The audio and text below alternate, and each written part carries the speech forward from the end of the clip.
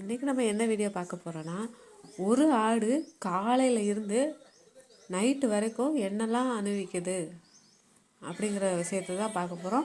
இது புதுசாக ஆடு வாங்குறவங்களுக்கு இது ஒரு டிப்ஸாக கூட இருக்கலாம். வணக்கம் நண்பர்களே, இன்றைக்கி நாம் ஒரு வித்தியாசமான வீடியோ பார்க்க போகிறோம். இந்த வீடியோவில் நான் டிப்ஸ் சொல்ல மாட்டேன், லிஸ்ட்டும் போட மாட்டேன். ஆனால் பார்த்திங்கன்னா, ஒரு ஆடோட ஒரு நாள் வாழ்க்கை, அதாவது காலையிலேருந்து நைட்டு வரைக்கும் ஆடு என்னெல்லாம் பண்ணுது, அதுக்கு நம்ம என்னெல்லாம் தவறு பண்ணுறோம் அப்படின்ட்டு நம்ம பேசலாம். இப்போ காலையில் 5 மணி நம்ம தூங்கிட்டு தான் இருப்போம். ஆனால் ஆடு அப்போவே எழுந்திரிச்சிரும். ஃபஸ்ட்டு என்ன செய்யும், தண்ணி தான் ஃபஸ்ட்டு தேடும். அப்புறம் பார்த்திங்கன்னா லேசாக அதுக்கு பசிக்கும். என்னென்னா ஆடு காலையில் 5 மணிக்கே எழுந்திரிச்சிருமா அப்படின்னு சொல்லிட்டு நீங்கள் கேள்வி கேட்பீங்க. ஆனால் இங்கே தான் நம்ம என்ன செய்கிறோன்னா ஃபஸ்ட்டு தப்பு செய்கிறோம். நிறைய பேர் என்னென்னா காலையில் நம்ம எந்திரிக்கிறதே ஒரு 7 மணிக்கு வச்சுக்கோங்களேன். காலையில் அதுக்கு 8 மணி இல்லைன்னா 9 மணி அப்போ தான் தண்ணி தீவனம் போடுவாங்க. இந்த கேப்பில் தான் ஆடுக்கு ரொம்ப ஸ்ட்ரெஸ் ஆகும். ஓகேங்களா? எங்கள் வீட்டில் பார்த்திங்கன்னா நீங்களாம் எப்படி பண்ணுறீங்க அப்படி சொல்லிட்டு நீங்கள் கேட்பீங்க. நாங்கள் என்ன செய்யணும், நைட்டே ஆடுகளுக்கு கொலை கட்டி விட்டுருவோம். அந்த கொலையை சாப்பிட்டு தான் விடிய அந்த கொலை இருக்கும். அதனால் நம்ம கவலைப்பட வேண்டிய அவசியம் கிடையாது. இப்போ காலையில் 7 மணிக்கு ஆடை அதாவது மேய்ச்சலுக்கு போகிற ஆடு மேய விடுற டைமு. ஓகேங்களா? இந்த நேரத்தில் பார்த்திங்கன்னா பனி இருக்கும், தீவனம் எல்லாமே ஈரமாக இருக்கும், புல் முதற்கொண்டு ஈரமாக தான் இருக்கும். இதில் மேய விடக்கூடாது. ஏன்னா மேய விட்டால் என்ன தெரியுமா ஆகும், வயிறு கோளாறு, புழு பிரச்சனை இதெல்லாம் ஆரம்பிக்கும். ஆனால் நான் கிராமத்து அனுபவத்தில் சொல்ல போகிறது என்னென்னா, 8 மணிக்கு மேலே சூரியன் வந்த பிறகு நம்ம மேய விட்டால் போதும். அதுதான் ஆடுகளுக்கு சேஃப்.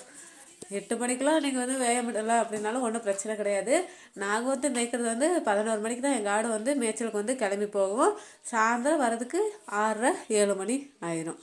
சில பேர் என்ன செய்வாங்கன்னா, காலையில் கொஞ்சம் நேரம், மதியம் வீட்டில் இது பண்ணிட்டு சாயந்தரம் கொஞ்சம் நேரம் மேய்ப்பாங்க. அந்த மாதிரியும் சில பேர் மேய்க்கிறாங்க. அதுவும் மேய்க்கலாம். இப்போ காலையில் 10 மணிக்கு ஆடு அமைதியாக நிற்கும். ஏன்னா காலையில் 8 மணிக்குன்ற போது ஆடு மேய்ச்சலை முடிச்சுட்டு சும்மா தான் நிற்கும். சும்மா நிற்கும். அது ஒரு சோம்பேறித்தனமாக கூட நிற்கலாம். அதாவது ஒரு நிறைய மேய்ஞ்சிச்சுன்னா அதுக்கு ஏதாவது ஒரு நோய் இருந்தாலும் சோம்பேறியாக நிற்கும். ஆனால் உண்மை என்னென்னா, ஜீரணம் அது ஜீரணம் நடக்கிற நேரம் அந்த 10 மணி அமைதியாக நிற்கு ஒரு 3 to 4 உடம்பு சூடாக இருக்கும். இந்த நேரத்தில் ஆடை நம்ம இது பண்ணக்கூடாது, அது அமைதியாக இருக்கட்டும்னு சொல்லிட்டு நம்ம விட்டுறணும். அடுத்து பார்த்திங்கன்னா ஒரு 12 மணி நல்ல சூரியன் பார்த்திங்கன்னா உச்சியில் இருக்கும். இது ரொம்ப ஆட்டுக்கு ரொம்ப கஷ்டமான நேரம்னு கூட சொல்லலாம். ஏன்னா வெயிலே நின்றுட்டு இருந்துச்சுன்னா அது நாக்கு வெளியே இருக்கும், மூச்சு வேகமாக இருக்கும். அதுக்கப்புறம் பார்த்திங்கன்னா நிழல் எங்கே இருக்கோ அதை போய் தேடி நிழலில் போய் ஆடை அமர்த்தி வச்சுருப்பாங்க. எங்கள் ஊர்லேயும் பார்த்திங்கன்னா காலையிலலாம் ஆடு அந்த 11 மணிக்கு பற்றிட்டு போனால் ஆடு மேயாது.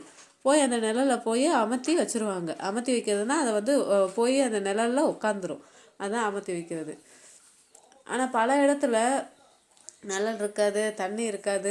அப்போ தான் ஆட்டுக்கு ரொம்ப ஹீட்டு ஸ்ட்ரெஸ்ஸாக இருக்கும், மௌனமே ஆரம்பிக்கும்.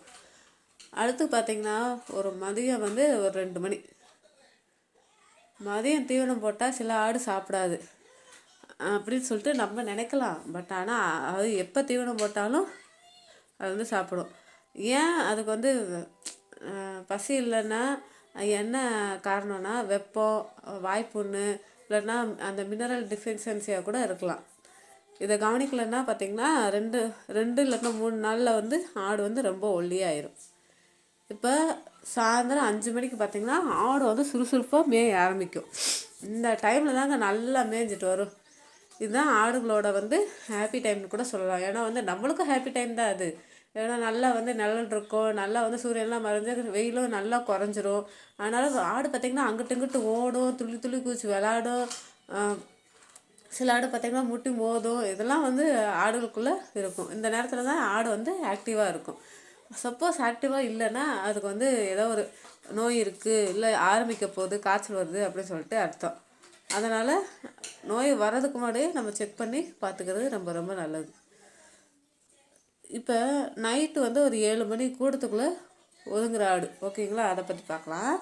இரவு நேரம் பார்த்திங்கன்னா ஆடு வந்து கூட்டமாக தான் படுக்கும். ஒரு ஆடு, அதாவது ஒரு ஆடு பக்கத்தில் இன்னொரு ஆடு சேர்ந்து தான் படுக்கும். அது தனியாக நினச்சின்னு வச்சுக்கோங்களேன், அதுக்கு வந்து காய்ச்சல் வந்துருச்சு, இல்லை பயமாக இருக்குது, உடம்பு சரியில்லை அப்படின்னு அர்த்தம். நம்ம தான் வந்து, அதாவது ஆடு மேய்க்கிறவங்க தான் அதெல்லாம் புரிஞ்சுட்டு அதுக்கு என்ன ஆச்சுன்னு சொல்லிட்டு இது பண்ணணும். இதுக்கு இந்த நேரத்தில் வந்து ஆடு வந்து சைகை காட்டும். ஏற்கனவே சைகை என்னெல்லாம் காட்டும்னு சொல்லிட்டு நம்ம வந்து வீடியோ போட்டிருக்கோம். அந்த வீடியோ வந்து நிறைய பேர் பார்க்கலன்னு நினைக்கிறேன். பாருங்கள் என்னென்ன பண்ணுது அப்படி சொல்லிட்டு. அதுக்கப்புறம் பார்த்திங்கன்னா நைட்டு 10 மணிக்கு ஆடு வந்து தூங்கணும். ஆனால் அடிக்கடி வந்து எந்திரிச்சு நிற்குது, இல்லை கத்துது அப்படின்னா அது பேய் நினைக்காதீங்க. அது பேயெல்லாம் கிடையாது. அதுக்கு வயிறு வலி, இந்த புழு தொல்லை, அதுக்கப்புறம் பார்த்திங்கன்னா தண்ணி இல்லாமல் இருக்கும். இதனால தான் வந்து கத்துது. உடனே கத்துற உடனே பேய் வந்துச்சு, அது வந்துச்சு, பூதம் வந்துச்சுலாம் கிடையவே கிடையாது. அது இரவு கத்துற ஆடு தான் பார்த்திங்கன்னா அடுத்த நாள் வந்து அதுக்கு வந்து நோய் வந்துச்சு, அடுத்த நாள் தான் நம்மளுக்கு தெரியும் அதுக்கு வந்து நோய் வந்துச்சு அப்படிங்கிறது. அதுக்கப்புறம் பார்த்திங்கன்னா இந்த ஆடெல்லாம் வந்து நல்லா பார்த்துக்கிறது தான் நம்மளோட வேலை. அதை தவிர நம்ம ஒரு தொழிலாக எடுத்து பண்ணாமல் நம்ம வீட்டில் வந்து இருக்கிற ஒரு மனுஷனை பார்த்துக்கோம்ல, குழந்தைங்களை பார்த்துக்கோம்ல, அந்த மாதிரி வந்து ஆடை வந்து நல்லா பார்த்துக்கிட்டோன்னா அதில் கிடைக்கிற வருமானம் வேறு எதுலேயுமே இருக்காதுங்க. இதை தான் நண்பர்களே, ஒரு ஆடு வந்து 24 மணி நேரமும் நம்மக்கிட்ட வந்து அதான் சைகை காட்டுது. நம்ம நல்லா கவனித்தோம்னா லாபம், கவனிக்கலைன்னா நஷ்டம். ஆடு வளர்ப்பு வந்து பெரிய விஷயம் கிடையாது, கவனிப்பு தான் பெரிய விஷயம். இந்த வீடியோ உங்களுக்கு பிடிச்சிருந்தா கண்டிப்பாக லைக் பண்ணுங்கள், கமெண்ட் பண்ணுங்கள், சப்ஸ்கிரைப் பண்ணிக்கோங்க. இது இப்படியான வீடியோ, டிஃப்ரெண்ட்டான கண்டனோட வேறு வீடியோ பார்க்குறதுக்கு என் சேனலை மறக்காமல் சப்ஸ்கிரைப் பண்ணி வச்சுக்கோங்க. நாளைக்கு என்ன வீடியோ போடணுன்னு சொல்லிட்டு கண்டிப்பாக வந்து கமெண்ட் பாக்ஸில் கமெண்ட் பண்ணுங்கள். உங்களுக்கு ஏதாவது டவுட் இருந்தாலும், இல்லை நீங்கள் ஏதாவது டவுட்டு கேட்க நினச்சிருந்தாலும் அதையும் கமெண்ட் பாக்ஸில் கமெண்ட் பண்ணுங்கள். மறக்காமல் இந்த மாதிரி டிஃப்ரெண்ட்டான கண்டென்ட் உங்களுக்கு பிடிச்சிருக்கு அப்படின்னா கண்டிப்பாக வீடியோவுக்கு கீழே பிடிச்சிருக்கு அப்படி சொல்லிட்டு கமெண்ட் பண்ணுங்கள். எத்தனை பேர் கமெண்ட் பண்ணுறீங்கன்னு பார்க்கலாம். கமெண்ட் பண்ணுறவங்கள ஃபஸ்ட்டு யார் கமெண்ட் பண்ணுறீங்களோ அவங்கள வந்து பின் பண்ணி வச்சிடுறேன். நாளைக்கு வந்து பார்க்கலாம் யார் வந்து முதல்ல கமெண்ட் பண்ணுறீங்கன்னு சொல்லிட்டு. ஓகேங்க, இந்த மாதிரி டிஃப்ரெண்ட்டான கண்டென்ட் தான் இனிமேல் என் சேனலில் வரும். மறக்காமல் சப்ஸ்கிரைப் பண்ணிவிட்டு பாருங்கள். பெல் ஐக்கனையும் மறக்காமல் ஆன் பண்ணி வச்சுக்கோங்க. நாளைக்கு பார்க்கலாம்.